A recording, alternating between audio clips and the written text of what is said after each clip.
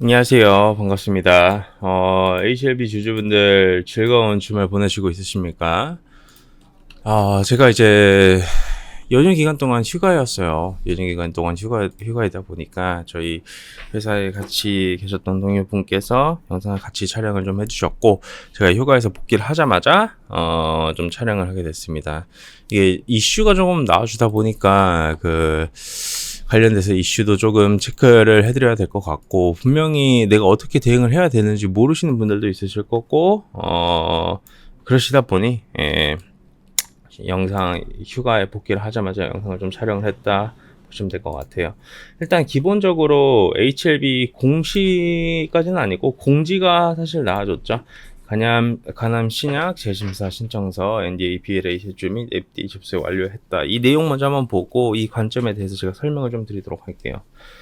이제 엘레베와 파트너인 항서제약이 20일 FDA에 신약 재심사 신청서를 제출했고 FDA 접수가 완료가 됐다. 간단치 않은 분량에도 불구하고 긴밀히 협력을 해왔고 목표는 일정대로 신청서 제출을 완료를 함으로써 신약 허가 본심사도 다시 궤도에 오르게 됐다. 내용으로 일단은 보시면 될 것 같습니다. 이제 CMC의 미흡한 사항으로 인해서 CRL을 받은 만큼 준비 작업과는 별개로 항서제약은 CMC에 대한 완결성을 크게 높이기 위해 최선을 다해 노력을 해왔고 5월 아스코에 발표된 역대 환자 생존기간 데이터에도 추가 반영이 되었습니다. 일정 자체는 20일날 제출이 됐고 FDA는 이제 이 CDER에 어떻게 보면 30일 이내에 클래스 1 또는 클래스 2가 결정이 돼요. 그래서 NDA와 BLA가 CDER에서 리뷰를 하기 때문에 서류 제출일부터 기준으로 한 달입니다. 그래서 10월 20일까지 C1 아니면 C2가 결정이 된다라고 보시면 될 것 같고요. 이 부분에 대해서 내용을 좀 설명을 좀 드리도록 할게요. 이게 기본적으로 어떤 분들은 이렇게 생각을 할 수 있어요. 서류 제출을 하면 단기적으로 재료 소멸이 아니냐라는 관점을 가지실 수 있는데, 일단 그 부분에 대해서 명확하게 브리핑을 드리자면 그건 팩트가 아니에요. 왜 그러냐면 결국 이 신약으로 들어가기 위해서는 클래스 1과 클래스 2가 지정이 돼야 되는데, 재제출 자체는 말 그대로 그 심사를 받기 위한 그 과정에 타임 리밋을 걸어준 개념으로 보시면 될 것 같고요.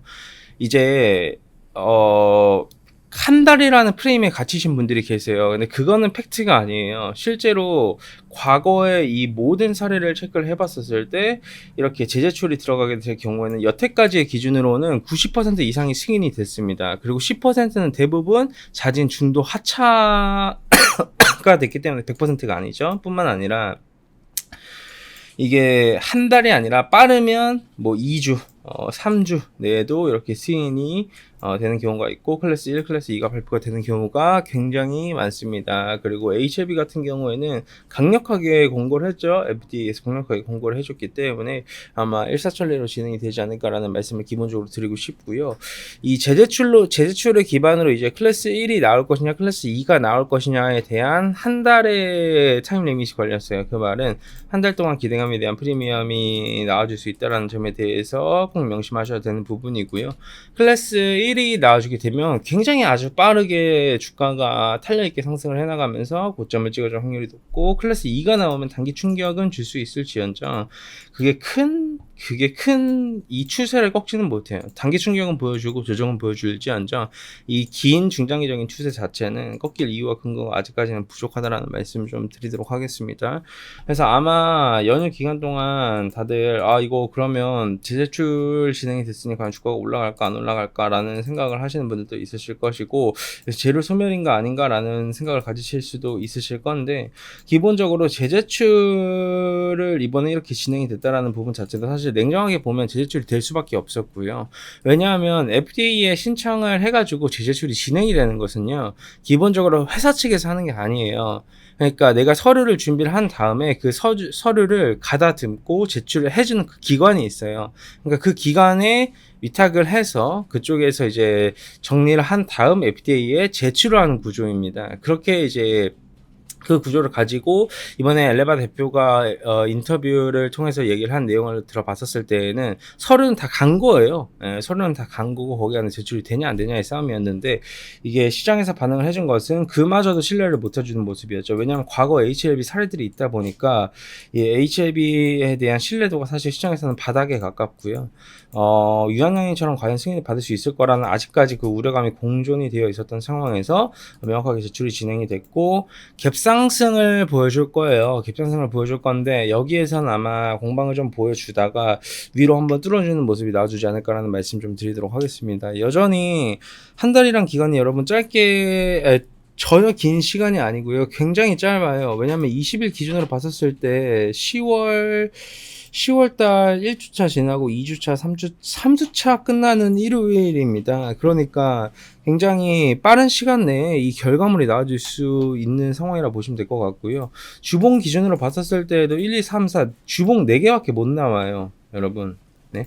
주봉이 4개밖에 못 나오는 겁니다. 그리고 월봉 기준으로 따지면 이번 월봉 마감까지 얼마 남지 않았고 그 다음 월봉 어느 정도 마무리가 될 때쯤에 결과물이 나와준다는 것인데 여러분들께서도 현재 HLB를 들고 계시다라고 하면 이번 턴에 저는 개인적으로 한 11만 1,200원 이 정도 가격 구간을 돌파를 해주고 횡보와 수렴 구간에서 물량을 다시 한번 더 모아가지고 흐름이 나와주다가 10월 달에 다시 한번 더 신고가를 갱신해주러 올라가주는 게 훨씬 더 합리적이지 않을까라는 말씀 좀 드리도록 할게요. 기본적으로 말씀드렸죠. 제가 뭐 파동이론으로 분석도 해드렸고 기술적 분석으로도 분석을 해드렸는데 1파, 2파, 3파, 4파, 5파 다 나오고 ABC 파동 나온 다음에 수렴 구간 끝나고 올라가 주는 거예요. 그러니까 힘 모으기가 어느 정도 마무리가 됐다라는 거예요. 일본 기준으로도 제가 이 매직 구간이라고 말씀드렸어요. 거래량 터지고 갭을 메꾸고 난 뒤에 수령 기간이 2달 반 정도 거의 3달 가까이 나와줬습니다. 그리고 나와준 뒤에 이번에 이슈와 재료를 모멘텀을 동반을 하면서 박스 도전에 나와주는 거예요. 앞 구간의 매물 소화는 어느 정도 마무리가 돼줬고요. 매물 소화가 마무리가 돼줬기 때문에 이 92,300원이라는 가격대는 매물이 거의 없다라고 보시는 게 맞아요. 왜냐하면 이 횡보 구간에서 이 매물대 구간을 어느 정도 다 소화를 시켜주고 난 뒤에 이 이슈와 재료가 나와주는 것이기 때문에 세력들이 그러니까 이 주가를 컨트롤하는 메이저들 입장에서는 이 앞 구간에 매물대가 있어 보이는 척 트릭을 준 것이에요. 여기에서 근데 여기에서는 매물대가 없다라는 가정으로 보시면 될 것 같고 벌써 한 번에 매물 소화가 진행이 됐고 앞 구간에서 횡보를 하면서 이 앞 구간에 92,300원, 92,000원 구간의 매물이 소화가 된 겁니다. 매물이 없는 거예요. 찍어 누른 여기서 못 올라가주는 건 매물이 있어서 못 올라가주는 게 아니라 여기에서 의도적으로 이제 올라가주지 못하게 찍어 누르기 때문에 여기서 매물이 있어 보이는 것이에요. 실제로는 매물이 없다. 그러면 92,300원 이상 구간 위부터는 충분히 고점 돌파 시도를 해줄 수 있고 앞 구간에서 거의 한 97,000원, 98,000원 가격 언저리까지 도전을 해줬는데 이게 시가 갭이 얼마나 뜨는지 일단 한번 좀 지켜보는 게 맞지 않을까 싶어요. 기본적으로 HLB 일봉상의 흐름도 굉장히 유의미해 줬고요. 이 상한가 한번 나와주고 난 뒤에 연달아서 올라와주고 횡보와 매직 구간 걸친 다음에 재차 상승 구간이 나와주는 겁니다. 마치 요 구간으로 보시면 될 것 같아요. 예전에는 이 상한가 예점상으로 갔다가 연달아서 올라가지고 횡보 구간 거치고 난 뒤에 굉장히 가파르게 이렇게 올라가 버렸죠. 이걸 보고 우리가 뭘 느껴야 되는 거냐면 이쪽은 횡보 구간이 굉장히 짧게 고점이 이루어졌지만 이쪽은 앞 구간에 산을 만들고 돈이 들어와주고 난 뒤에 횡보 구간 거치고 재차 도전이라는 거예요.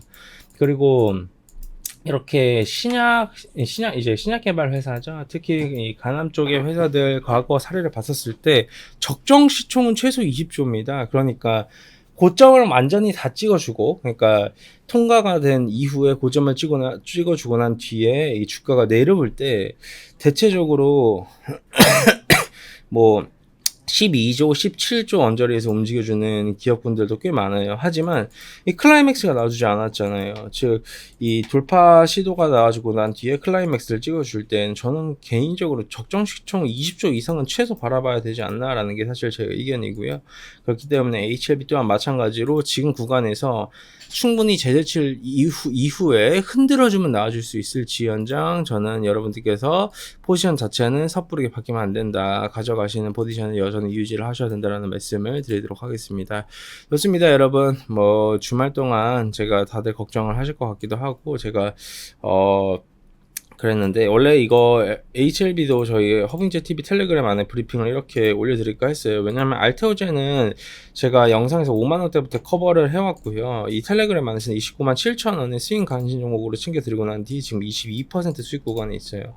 이렇게 브리핑을 올려드리고 싶은데 HLB 주주분들은 여전히 아직까지 텔레그램에 많이 들어오시진 않으셨고요. 알테오제 주주분들이 많이 들어오셨어요.